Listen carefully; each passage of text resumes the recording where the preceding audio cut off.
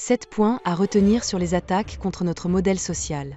Objectif du gouvernement, réduction de 44 milliards d'euros des dépenses publiques et sociales. Augmentation sans précédent des dépenses militaires de réarmement, destruction méthodique des acquis du Conseil national de la résistance et de 90 ans de lutte sociale.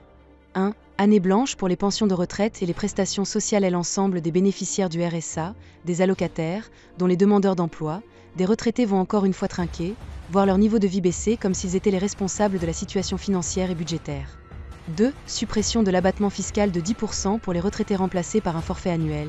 Présentée comme une mesure destinée à avantager les petites retraites, la suppression de l'abattement fiscal n'est qu'une mesure punitive, et ne sert en réalité qu'à stigmatiser les retraités comme des privilégiés et à exonérer les plus fortunés et les grosses entreprises.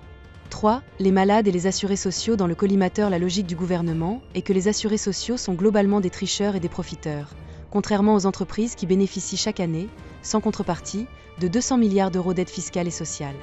S'ensuit une première série de mesures issues des préconisations du directeur de la Caisse nationale d'assurance maladie, doublement du forfait annuel des franchises et forfait non remboursé sur le actes médicaux et les médicaments, baisse annoncée de la prise en charge des malades en affection de longue durée.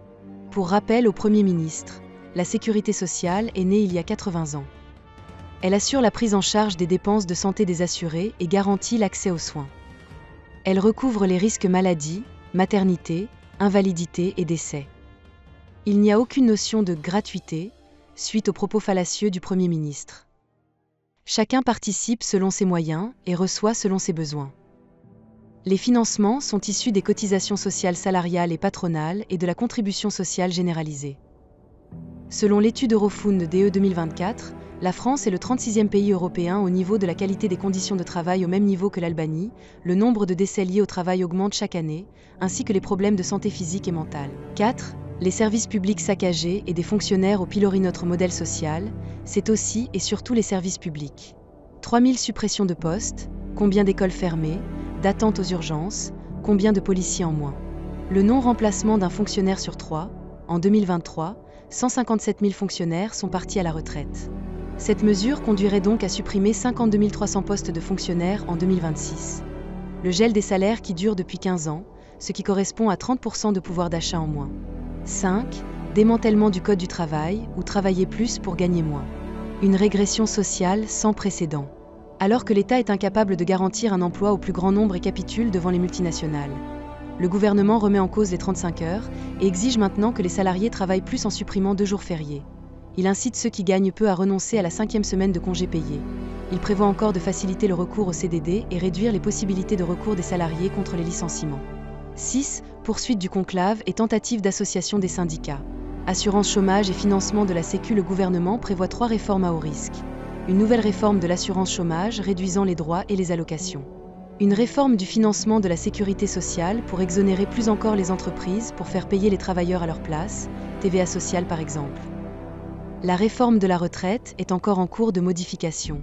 7. Ce qui ne figure pas dans le plan de Bayrou. 500 plus grandes fortunes françaises dépassent pour la première fois les 1228 milliards d'euros, une richesse cumulée 3 fois plus importante qu'il y a 10 ans.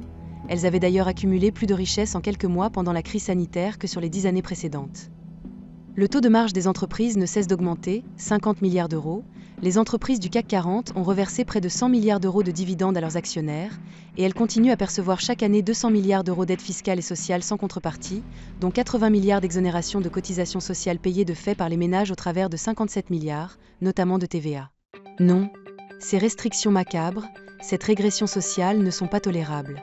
En agissant ainsi, le gouvernement s'attaque aux travailleurs, aux chômeurs, aux retraités, aux jeunes, aux malades, aux personnes en situation de handicap, à notre devoir de mémoire.